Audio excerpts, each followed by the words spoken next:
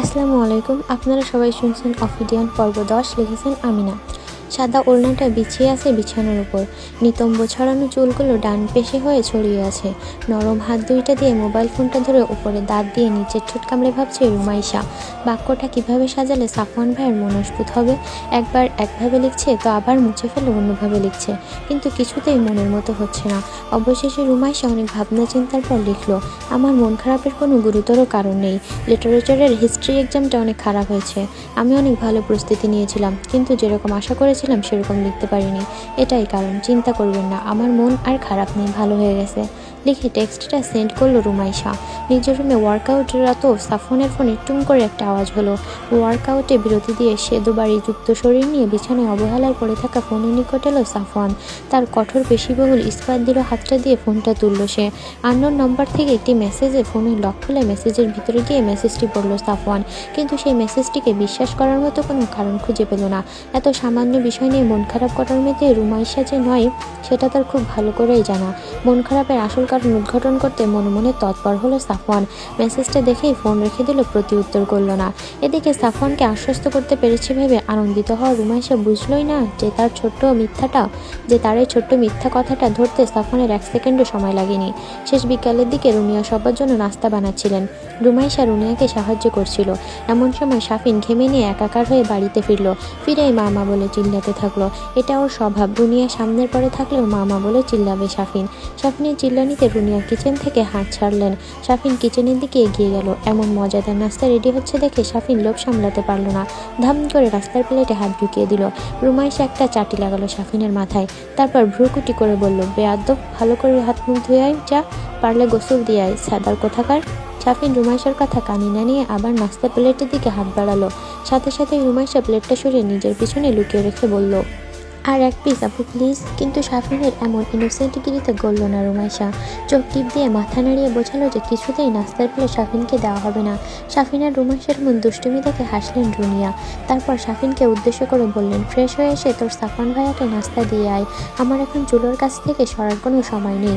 রুনিয়ার মুখে সাফওয়ানের নাম শুনতে কেঁপে উঠল রুমাইশা। চোখে মুখে ওর হঠাৎ করে বিষাদের ছায়া নেমে এলো। এতক্ষণ কত হাসি খুশি ছিল, সাফওয়ানের ব্যাপারটা তো ভুলেই গেছিল।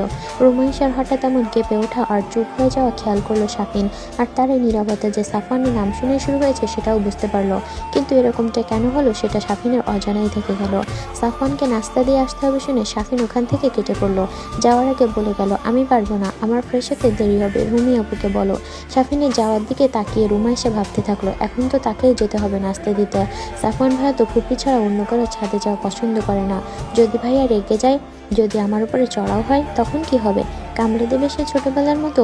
মুখখানা ফ্যাকাশে হয়ে গেল রুমাইশার। তার ভাবনায় ছেদ ঘটিয়ে রুনিয়া রহমান এবার সত্যি সত্যি ওকে বললেন সাফওয়ানকে নাস্তা দিয়ে আসতে। রুনিয়া রান্নার কাজের ব্যস্ততায় দেখতেই পেলেন না রুমাইশার মুখে সেই ভয়ের অভিব্যক্তি। নাস্তার ট্রেটা নিয়ে 1 পা 2 পা করে হেঁটে চলেছে রুমাইশা। এখন তো সন্ধ্যা হব, ভাইয়া কি রুমের বাইরে থাকবেন নাকি ভিতরেই?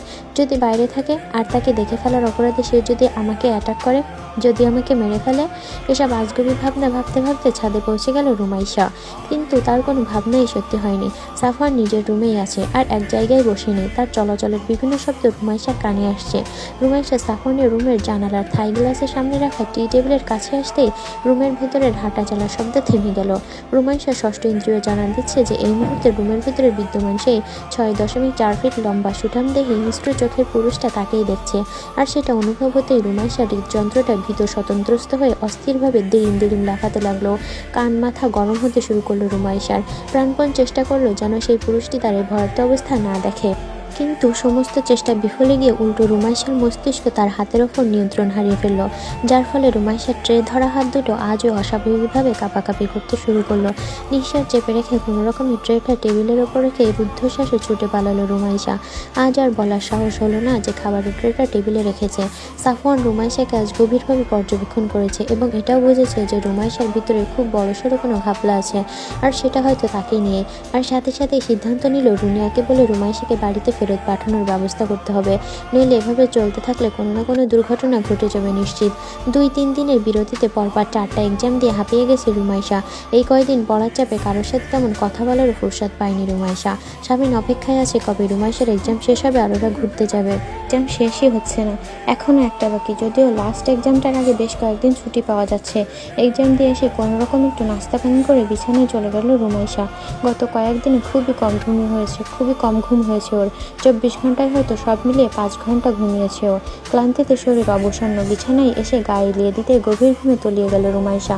রাতের বেলা 10:30টার দিকে রুমাইশাকে রাতের খাবার খাওয়ার জন্য ঘুম থেকে জাগিয়ে তুলল রুনিয়া।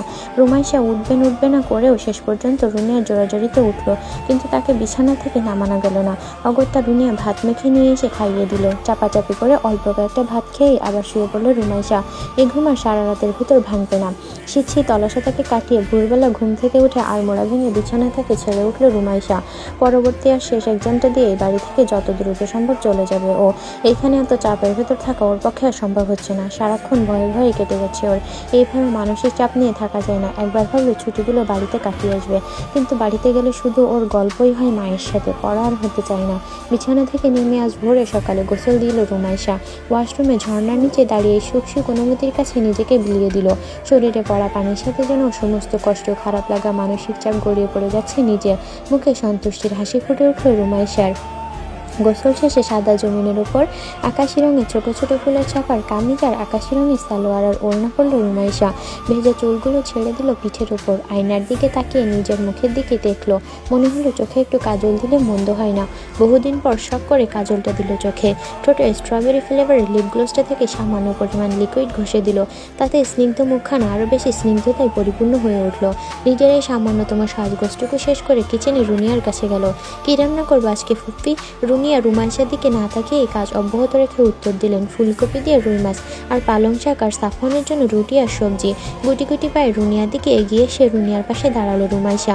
আমাকে দাও, আমি করে দিচ্ছি, তুমি পাশে বসো, ভুল হলে বলে দিও, আবদারের সুরে বলল রুমি। রুনিয়া সন্তোষের সহিত হেসে তাকালেন রুমাইশার দিকে। তাকিয়ে যেন রুনিয়ার চোখ জোড়া স্নিগ্ধতায় ছেয়ে গেল। বাহ, তোকে তো অনেক সুন্দর লাগছে রে রুমি, তুই তো এমন সাজুগুজু করিস না, তা আজকে কি মনে করে এত সকাল সকাল সাজলি?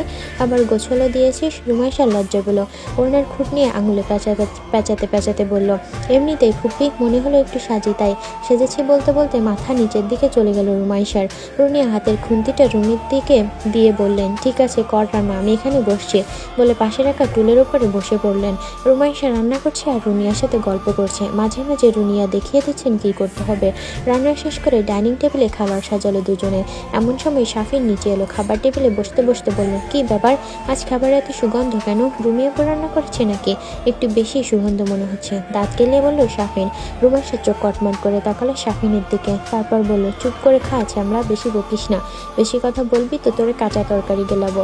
শাফিন প্লেটে তরকারি নিতে নিতে বলল, তোমার ওই কাঁচা রেসিপি তুমি দুলাভাইকে গেলাইও, আমি রান্না তরকারিই খাচ্ছি।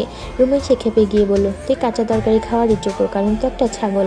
আমার বরকে তো আমি রোজ বিরিয়ানি রান্না করে খাওয়াবো, আর তোর বিয়ের পর তোর বউকে বলে দেবো যে তোর ভিতরে ছাগলের ক্রোমোজোম আছে অর্ধেক, তোকে জন্য সারাদিন ঘাস কাটা খাওয়াই। শাফিন হেসে বলল, আমি যদি ছাগল হই তাহলে তোমার বর হবে গরু আর তুমি হবা বকরা গরু।